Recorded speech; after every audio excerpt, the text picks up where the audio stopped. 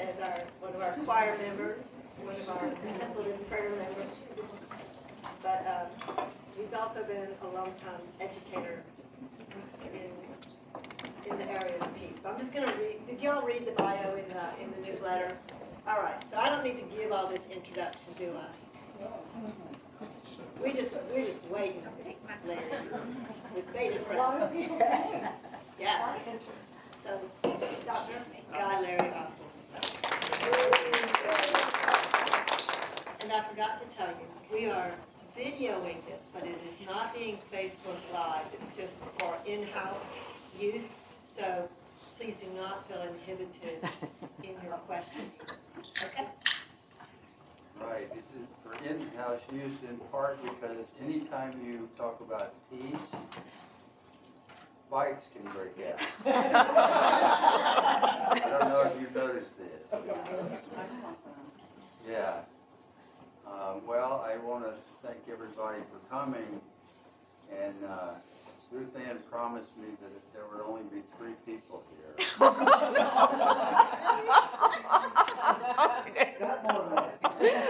freaking out a little bit, but I've got coffee to hang on to. What's in that jar? We'll see as the day goes along, yes.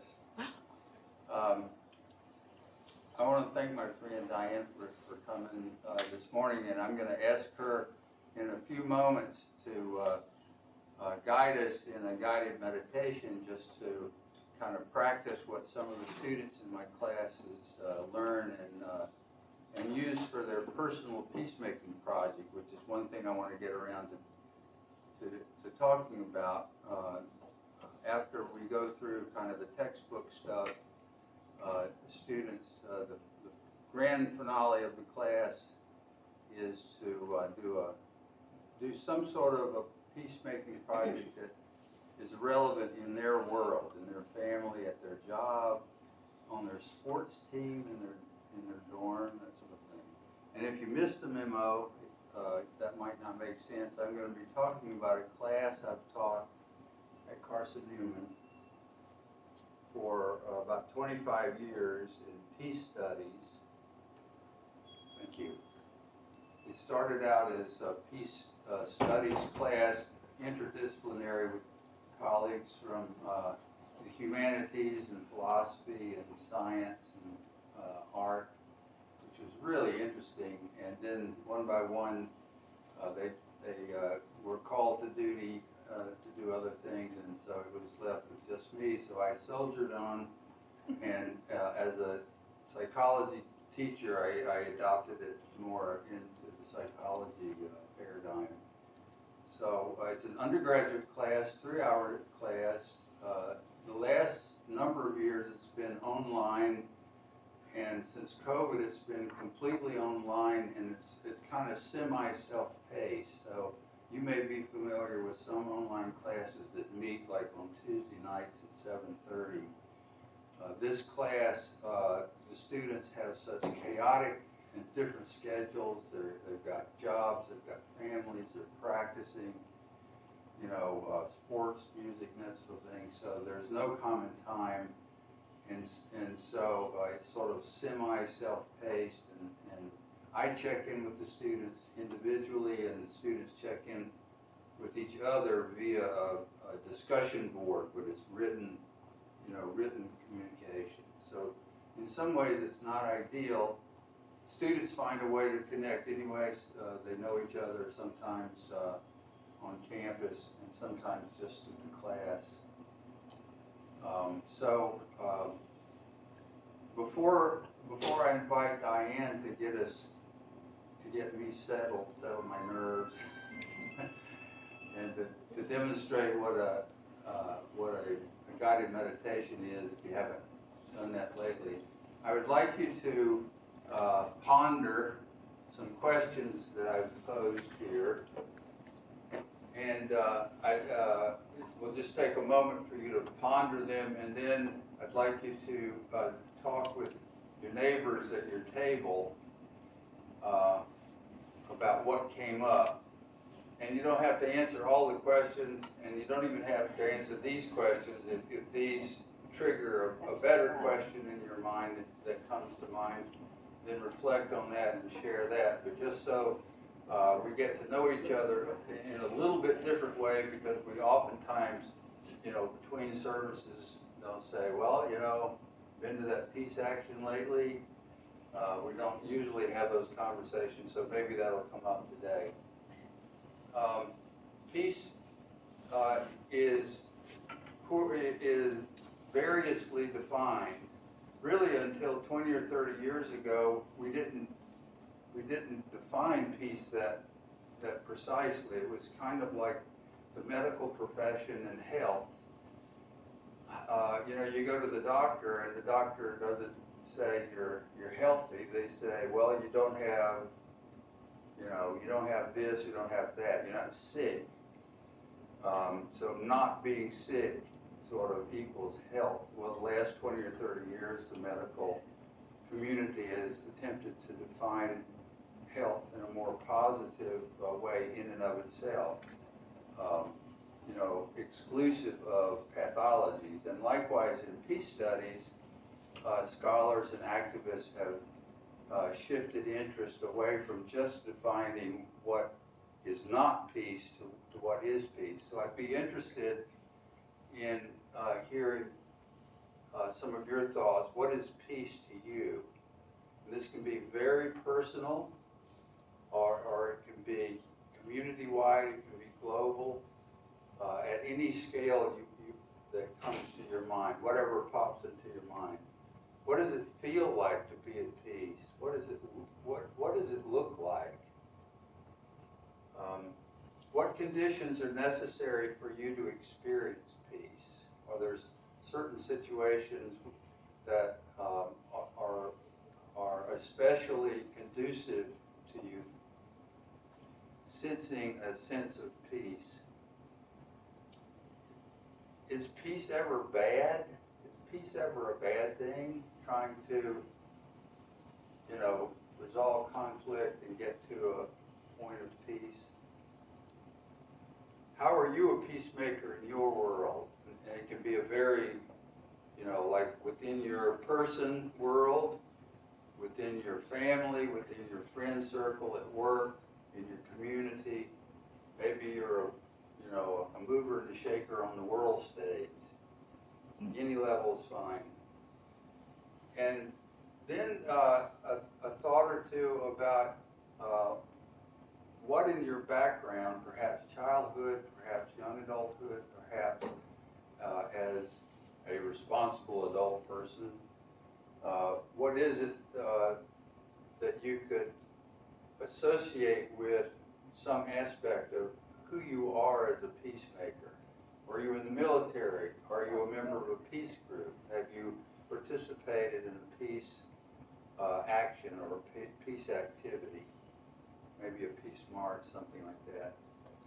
So if you don't know each other, I think we're probably fairly well introduced, but if there are people at your table you don't know, take a moment to introduce yourself, and we'll take about 3 minutes or so to share, at least with the neighbor you're sitting next to, and as time permits, across the table.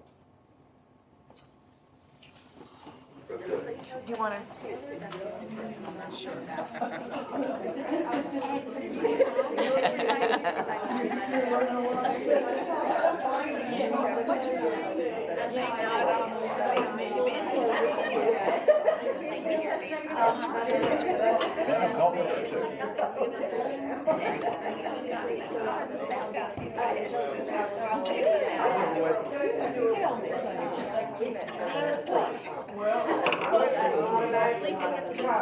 Yeah, I got that. Yeah. I slept too late this morning. I don't feel at peace right now. I have conditions for sleeping. I just do that bed. That's how I find peace. That's your conditions.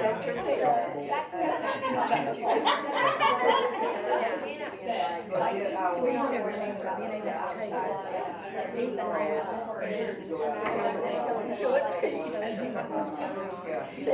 the next like 10 minutes instead of the next like 10 hours.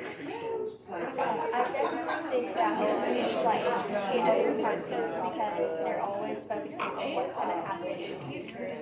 Whereas like if you just focus on like what's going on right now and like what you need to do to like up yourself and better those around you, then you're better focused. Because I want to. I always think it's fascinating how people your age feel about this. You know, it's been so long since I was, but we all, well, no, but we all, do you guys, do you read the newspapers or do you read it on your phone or, is that how you get the news about what's going on in the world? Like my mom puts the news on in the morning over here already. She's upstairs, so I can just hear it. But then like I'll be like reading articles on my phone every Sunday we get the newspaper. So we kind of get like a little and like I think that's Go for about another minute. Go for about another minute. like immediate news I can find. Like if something just happened and if I hear about it, it's probably my phone. But otherwise I'm sure things are happening. I hear all of it. Yes.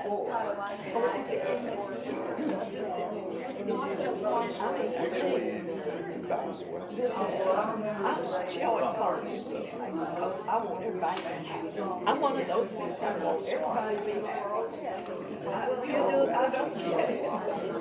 I never had that. Yeah, that's,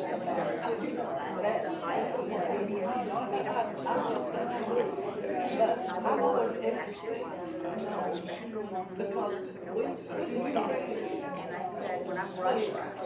I'm trying to stay. I'm on my feet a lot.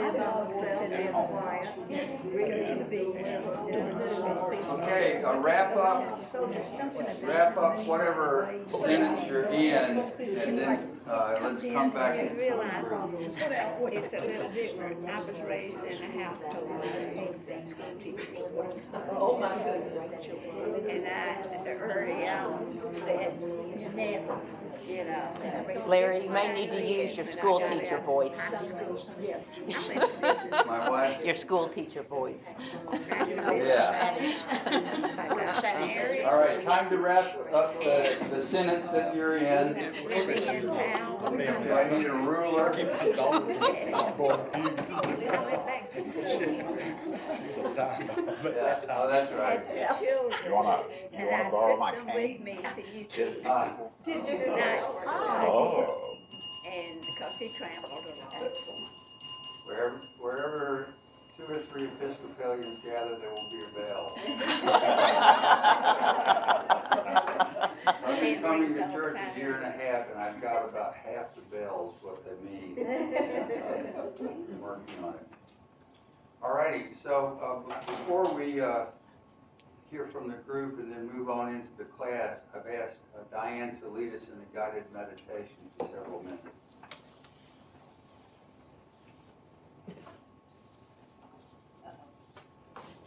We'll know when I'm in it. Let's call this a peace bell.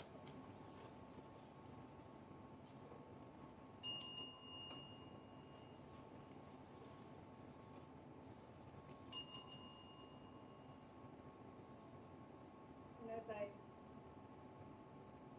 sound the peace bell, listen to how the sound spreads out.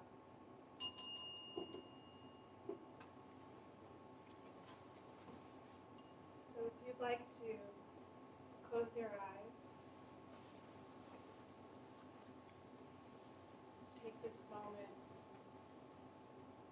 to find yourself in the space of this room.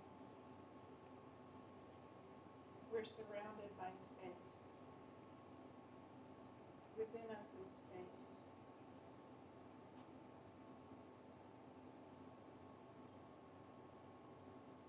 Connect with the sound of your own breathing.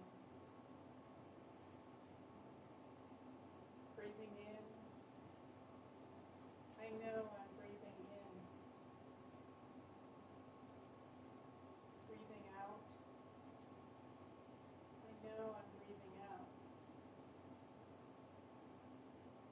breathing in,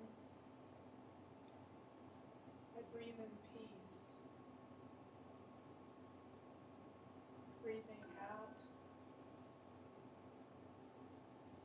I relax and smile gently.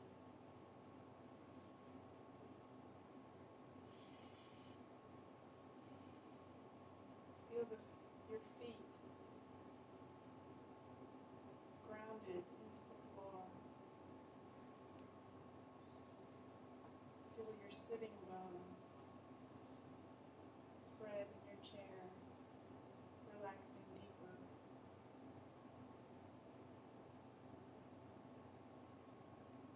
Allow the sound of your breathing to take you deeper inward, being aware that your body is peace. The bodies around us are peace. The air around us sends out peace.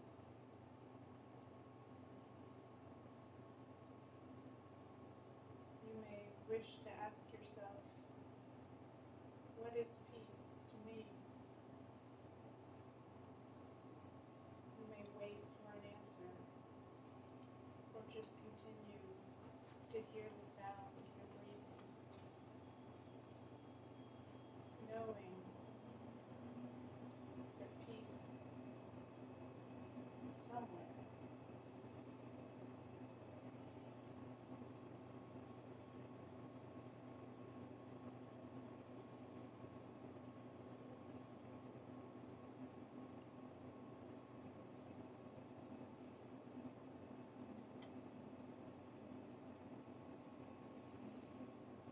Be aware of the sounds in the space that arise and subside.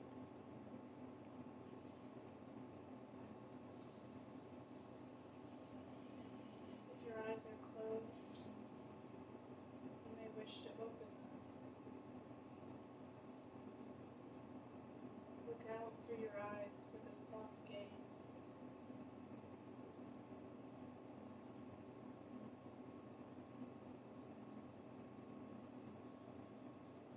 Experience the peripheral vision, the front vision has merged, and you'll have a soft gaze. Notice the colors and shapes all around us.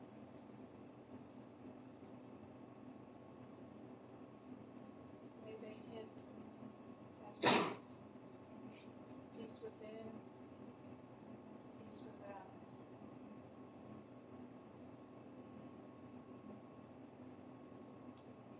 Now we're ready to continue our journey of learning about peace. So thank yourself for being here right now.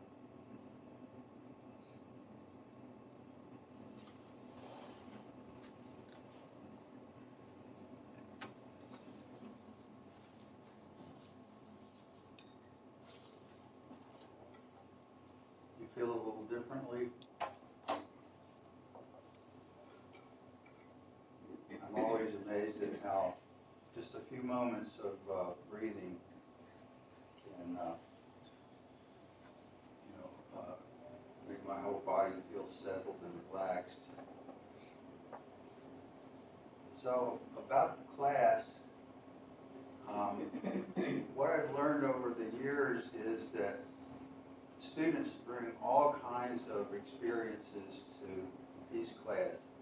I don't know what kind of image you get if you imagine a college student, a college campus. It may, if you've been away from those environments for a while, it may be sort of idyllic, a carefree day on the college lawn reading Emerson with your friend and thinking deep thoughts from the philosophy department. I'm sure that happens to an extent, but my students bring life in all of its chaotic wonder and terror. I have students who are working full-time, they have a child at home, they may be a single parent, they may have difficulties in family relationships, there may be schisms within the family, unhealed wounds. A number of students have had trauma. They've been in really serious automobile accidents and can't drive on the interstate. This past fall, I had a student whose mother was murdered just a couple of years ago. You may remember the knife attack on the workers at the pilot flight at Strawberry Plains. Well, she was one of those workers. That took place in Jefferson County. She's a Jefferson County girl. Have students who are athletes and are having a great experience as athletes, and some not so great experience with the team dynamics. So it really runs pretty much the gamut of human experiences, which makes an interesting audience, you know, to talk about peace, because for the average college student in my peace class, they're not experiencing peace very often, and they really yearn for it. You know, they don't sleep well, they're on social media too much, they have all kinds of worries about money, they have worries about family, about relationships, and that sort of thing. So up front, I talk about being on the alert for triggers. We're going to talk about peace, which is a nice, happy thing, but we're also going to talk about violence and the varieties of kinds of violence, including suicide. And the suicide ideation and actual attempts are not unusual among young people, unfortunately, and the rates are growing and the ages are shrinking. It's a really time of great concern, I think, for our country at this time, what's happening among young people. So I get this out on the table and I say, you know, if things come up for you, if things become too intense for you, talk with me, talk with our wellness center. We have a good wellness center at Carson Newman. I give them phone numbers and names, and there are classes to handle stress, and there's a relaxation room they can go into either virtually or in person. There are wellness classes, de-stresses classes, and that kind of thing.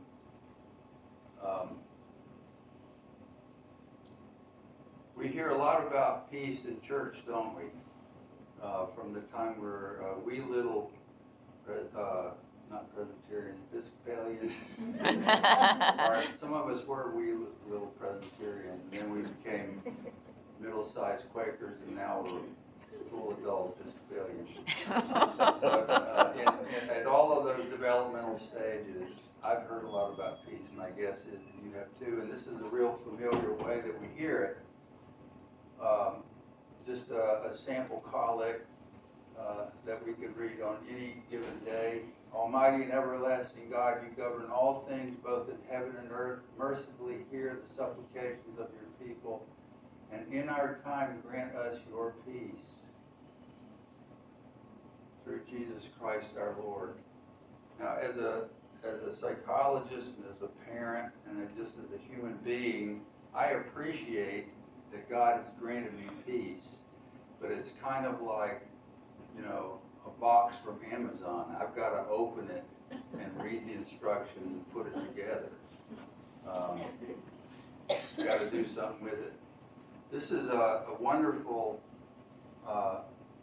saying from the Zen Buddhist Thich Nhat Hanh, who Father Rick mentions from time to time, that I think is a good companion to the idea that God graces us with peace. And Ty, as he's known to his students, says, yeah, but you got to open the box and practice. practice is essential in the Zen Buddhist tradition, and I would suggest it's essential in any person who aspires to be a peacemaker. We don't come fully formed peacemakers. It's really a lifelong journey. Lots to learn, lots to goof up on, and to learn from the mistakes. So this is kind of a meta view of the class. The class normally takes 14 or 15 weeks. So I kind of thought about us doing the whole class today. That would free us up right about Ascension, I think, maybe, or Epiphany or something next year. But just to kind of walk through this, we start off where we just started off, of asking students, as you come into this, what is peace? And we consider what the field of peace studies, the interdisciplinary field of peace studies has to say, what traditional religious thought has to say about it. And then variations of peace, just peace, structural peace, the difference between conflict and violence, systemic peace, systemic violence, just war, some of the basic vocabulary of talking peace. Then we kind of get into the field of peace studies and peace psychology. And in psychology, you probably heard the American Psychological Association, the APA. One of the divisions of the APA is the division of peace psychology. There's like 70 or 80 divisions of clinical psychology and childhood psychology and testing and this sort of thing. Peace is one of them. And in virtually every profession you can think of, medicine, law, social work, there are specific organizations within those enterprises that are particularly interested in peace. In Episcopal life, there's the Episcopal Peace Fellowship, which is interconnected with peace fellowships of literally dozens of other faith traditions. And I want to assert that, in fact, there are a lot of other ways that we do peace. We may not think of it as peace, but the kinds of things that Good Shepherds is involved in, fish, Justice Knox, family promise, becoming better, becoming beloved community. All of these I would see as organized efforts to embody and share peace in the world. Moving on there. Just to give you the roadmap. We get into some of the weeds. Students come in, this says, if you can't see it, says, is peace possible? Students come into the class pretty cynical about the prospects of peace. My generation, I think, was optimistic. We sang the peace songs and put flowers in our hair when we had hair. And dreamed of a time when peace would occur in our age. Young people today tend to have a different outlook on things. And when you inquire why is that so, the news is just saturated with news of violence. You can't turn on news of any source and not get the bad news, the constant bad news. A lot of students bring in to the class a belief that humans really aren't capable of peace. Maybe brief moments of peace, brief situations of peace, but overall we're a pretty warlike species. This, sometimes people relate this to our evolutionary history, that we, evolved from animals that do what animals do. They bark at each other, fight for territory, and that sort of thing. There's also a philosophy that emerged during the Enlightenment sometimes called the thin veneer theory. The idea that civilization is just a thin veneer over a cauldron of sort of base human instincts. And so if you don't have civilization, if you don't have government, if you don't have police and military, if you took those away, people would just run wild. What's the classic novel about the Lord kids? of the Flies. Lord of the Flies, I Lord was of thinking the about the Flies. same thing. Yeah, great. Lord of the Flies. Great depiction of that. Now, interestingly, you may know that there was a real case of the Lord of the Flies in fairly recent time, last decade at least. And how did it turn out? Do you remember? I don't remember. It just rings a bell, but I don't remember the details. Well, what happened with the Lord of the Flies? Was that a happy ending? Not too happy ending, yeah. I seem to remember particularly one of the overweight kids had kind of a rough day at the end. Well, in real life, some kids get stranded on an island. They're there for weeks, maybe months. Totally different. They worked together. They took care of this. The strong protected the weak. They made provisions for survival. They made provisions to get, to get rescued, and totally different things. So contradicted the thin veneer It was a theory, sport. but It it's was a one sports that's really deeply embedded in our consciousness. I think it was a sports team, wasn't it? And they were there with their leaders. That sounds I right. say, yeah, I forget which part of the world. If it was a Yeah. Pacific Ocean somewhere, something like that. I don't remember the details. Right. Not in Fountain City, but we look at the empirical record, and the empirical record actually is not that dark. I mean, there certainly have been wars and terrorist attacks and these mass shootings that we hear about so frequently. But if you take the meta view, if you look at medieval times, across decades and centuries, life has actually gotten a lot less violent. And even in modern times, even though we think the homicide rate has never been higher, it has been higher in the U.S.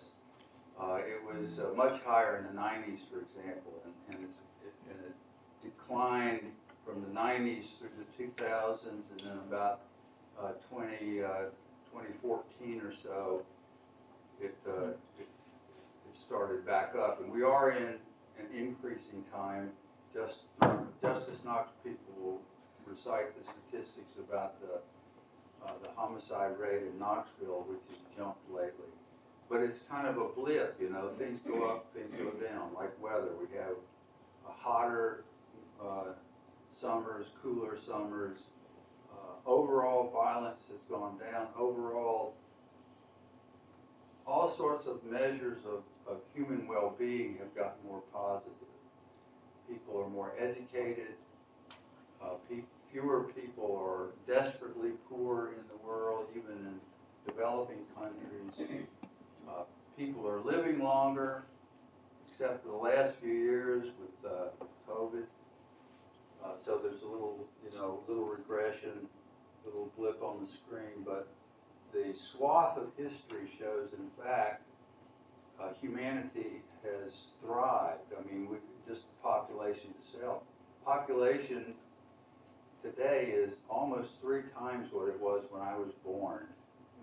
And I'm a young man. According to my 90-year-old friend.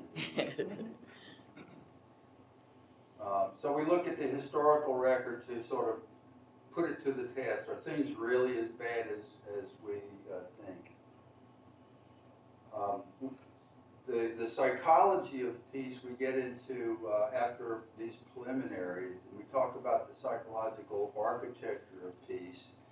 And this is really helpful, I think, in terms of understanding why we believe certain things about violence and peace, and why we get ourselves into conflicted situations, particularly with people not like ourselves, like, you know, those Russian people, those black people, those white people, those immigrant people want our jobs, that sort of thing. Those men, those women, you know, we divide ourselves up into endless in-groups and out-groups, and there's a pretty well worked out psychology that documents how this happens, the good functions it serves. It gives us you know, groups to hang out with and to identify with and to maybe feel safe with. But it also sets up potentials for conflict. And so the next thing that might emerge is stereotypes. So we stereotype, you know, all Presbyterians this way and all Episcopalians that way, and that tends to impose divisions where divisions might not be necessary. Now, in today's America, the big division is what? Politics. Yeah, the Reds and the Blues. I saw a report on the news in the last day or two that college students are saying they do not want to room if anybody is a Republican or if anybody is a Democrat. They can't envision it. People who are actively dating and looking for life partners rule out potential candidates from some other political party. So we're pretty hyper partisan and hyper polarized along that line. And our cognitive processes kind of feed into that because our minds are set up to form patterns. The patterns serve some purposes, but they can also oversimplify the world and have us to miss opportunities for exceptions to the rule. And in the class, we get down into the weeds of how that actually works with social processes such as in-group, out-group formation, enemy image formation, like, you know, conjure up an image of, oh, let's say, Alabama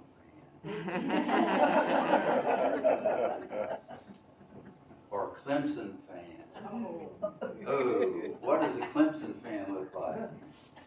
This is a Clemson fan. I'm an emissary. I come offering peace. You guys woke us up pretty good. Now, Clemson beat UT, you know, about 10 years previous to that in the Peach Bowl. And so all's fair in love, war, and football.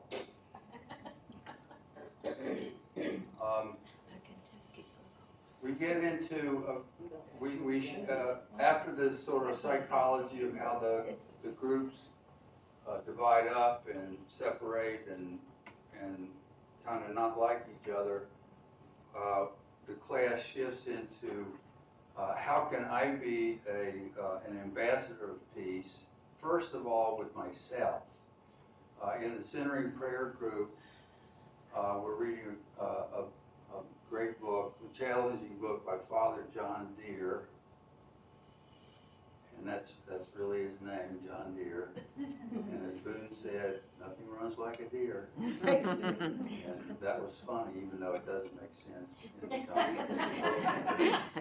But we're reading this, and his very first step in becoming peaceful is to work on our inner disarmament. That's the language he uses.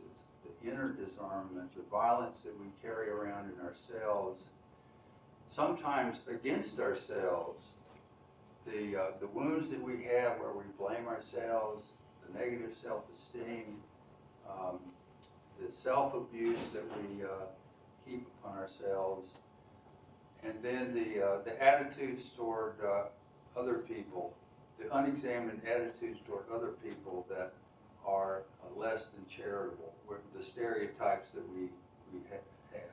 And we all have them.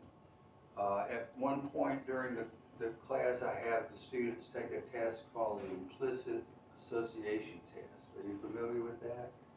Anybody ever taken that? So it purports to measure unconscious associations that we get from growing up in a certain culture that sort of track along with stereotypes. It doesn't measure conscious racism or conscious prejudice, but it measures the kinds of cultural conditioning that we've come through, the culture that we've lived in, the cultural messages that we've been sent and received over the years. And it's kind of, wow, it's sort of eye-opening. I've taken, for example, the racial implicit attitude test about 8 times, and about 6 of those times it shows that I have an implicit preference for European Americans over black people. And this breaks my heart because I don't want that in me. But I can see where that comes from, growing up in a small southern town, completely segregated. Black people were restricted to certain jobs. White people ran the show. On television shows, black people were depicted as subservient and comical or dangerous. White people were the heroes and the leaders and that sort of thing. And so I still carry those sort of early conditionings around in me. But the use of the test, the value of the test is that alerts me. I've got this knee jerk in there. So if I don't want to be racist, I have to be aware of that, and I have to make conscious decisions to behave in just and fair and loving ways to all people. So it's nice to know if there is that racist bone in your body, that old saying, I don't have a racist bone in my body. Well, I do have a racist bone in my body. But that racist bone does not affect, if I choose to not let it have an effect on the way I view the world and interact with other people. So students learn stuff like that. They also learn communication skills, nonviolent communication, and this is really relevant to the red-blue divide that we acknowledged that we had earlier. How do you talk across political divisions, across divisions where people have very different views about cultural values and cultural issues? There's a group that some of you may have heard of called Braver Angels that sort of pioneered these conversations. It grew out of actually what marriage therapists learned about how you can bring in warring couples and kind of settle things down and save the relationship perhaps, or if not save the relationship, at least have people leave in mutually respectful and appreciative terms. And so they developed this protocol for Republicans and Democrats to talk to each other and not end up in, a riot, for example, or homicide or strangling and that sort of thing. So the protocol typically is a prescribed conversation where one side is asked a question, what do you believe about Social Security? And they're allowed to talk without interruption and without criticism. Then the other side gets a chance to say their view on that particular issue. And then back to the first side, they're asked, if you had to self-critique something about your side of the argument, what would it be? So we get into self-critiquing. And then the blues over here. What is it about your side, you know, that may not be solid, that you could see where, yeah, there might be some problems there if it wasn't held right. And only after that do people begin to ask questions across the divide. And these are workshops that typically go on for about a weekend, and by the end of the weekend, the testimonials are just astounding and so encouraging, where Republicans and Democrats find that they have 80% of things in common. You know, they both love art, they both love kids, they're concerned about schools and so forth. And there's a couple of guys in Ohio that actually went on the road. It's a Muslim man who usually voted Democratic, and a Caucasian man who usually voted Trump Republican, so very, very Republican, very, very Democrat. He got through these Braver Angel experiences, found that they had a tremendous friendship, began going to each other's house of worship, communities of worship, to learn about it, went on the road with their kind of story. If we can get along, you guys can get along, you know, that kind of thing. So students learn some of the skills of nonviolent communication that are helpful in dyads, that is in couples, and also across groups. The final part of the class is we get into proactive kinds of actions and skills, bystander intervention being one, but a whole toolbox of skills to interrupt violence or potential violence, and then to begin to address systemic structural violence. By the time we get here, we're talking about people like Dr. King and the Civil Rights Movement, and the Gay Rights Movement, and other sort of mass movements, the women's movement, and all of the things that make those that keep those movements nonviolent in spirit as well as in action, and some of the tools, the toolbox that they have available. So we're just about out of time, so I wanted to tell you, just to kind of wrap things up on, I made about 1,000 slides and I've gotten through 3 of them. Let me just run through here and see if there's anything I need to point out. There's a book, highly recommended.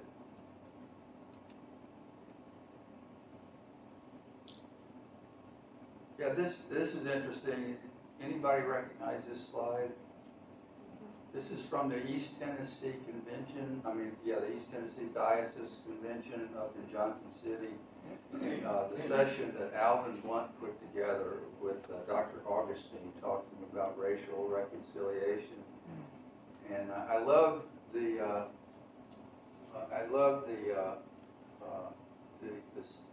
way that Dr. Augustine talked about peace. Essentially, he linked it to the symbolism of the cross, where the gift of peace is bestowed upon us, is made available to us from God. That's the vertical part of the cross.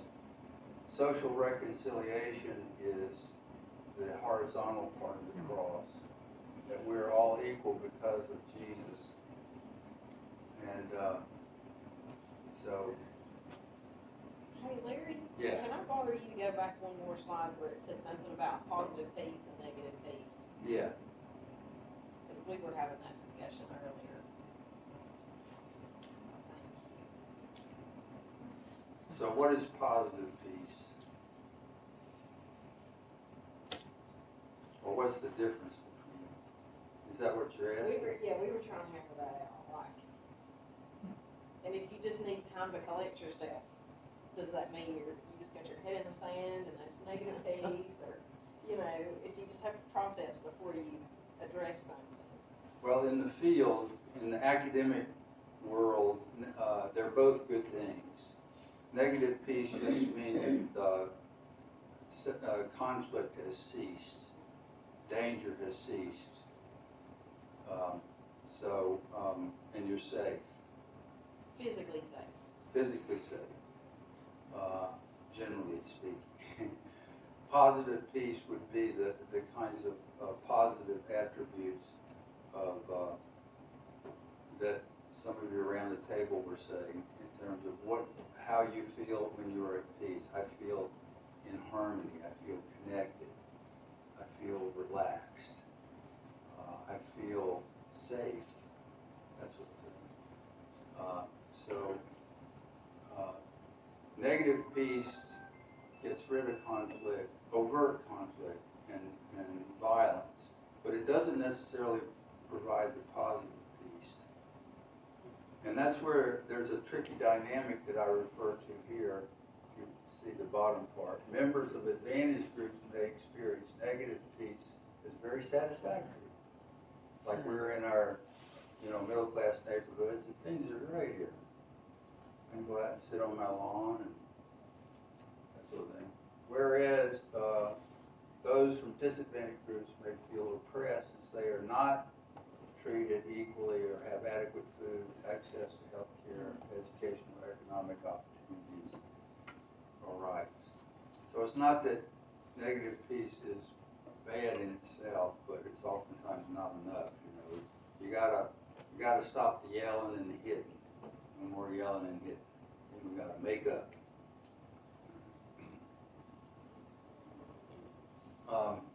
Give you a couple of examples of students of student work, and I'm not going to try to find it on the computer because that would take too long. I had one student from a rural county whose father and papa hadn't spoken to each other for years. They lived in the same town. They lived one or two houses from each other. They went to the same church, but they never spoke to each other. So for her peacemaking project, she told them that she was going to try to heal some old wounds. Would they allow her to try some things? They said yeah. So she started off having them sit a little closer together in church. Didn't say anything to each other. They're just sitting close to each other. Next step was they agreed to go out and have lunch together with the kids. So they're not, one-on-one. This proceeded until they went fishing together. And that seemed to be the turning point. The dad's resentments and the issues with his dad went away. Papa still had a few reservations. He wasn't totally there yet, but he was much more inclined than he was before.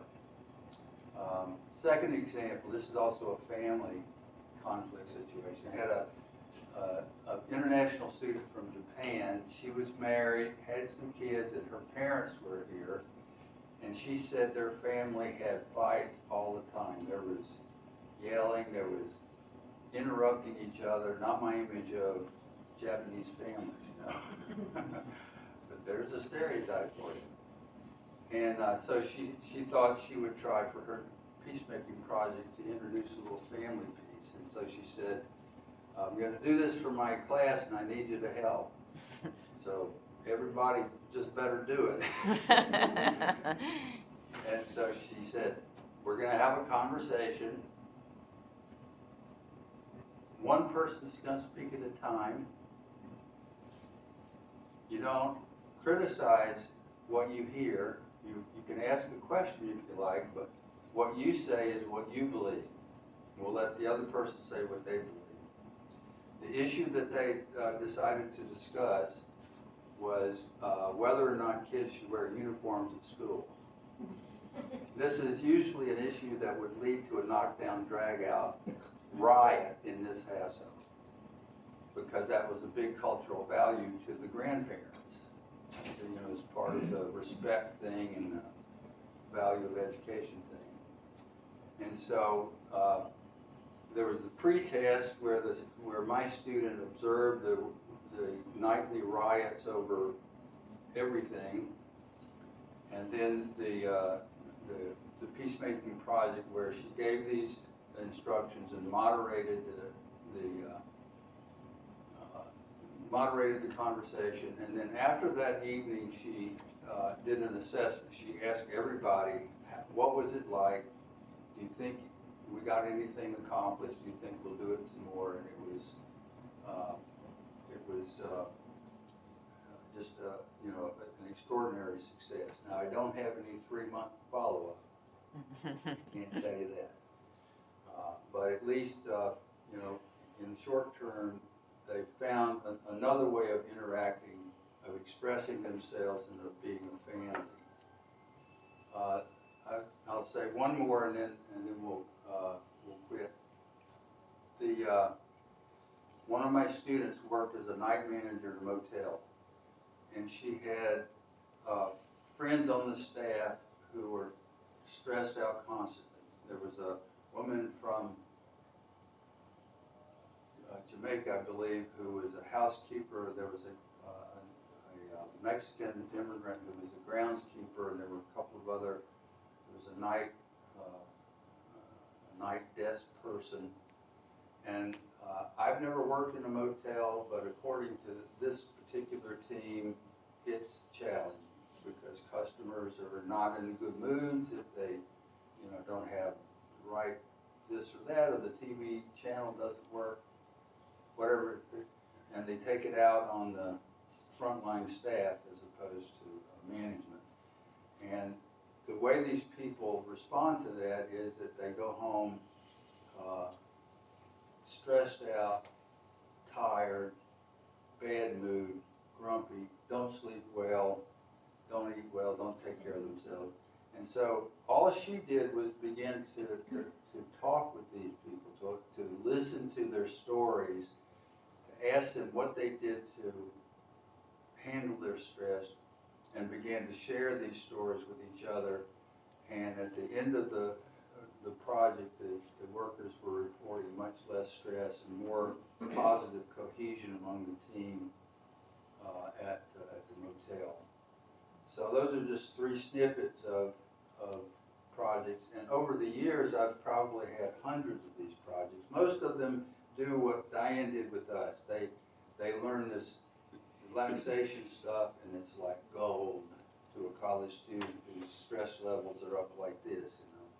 So to just clear a little time in the morning or afternoon or in the evening or maybe more than once a day is you know, just tremendously effective in helping them to feel less stress, helping them to feel more in control of their emotions, generally more happy and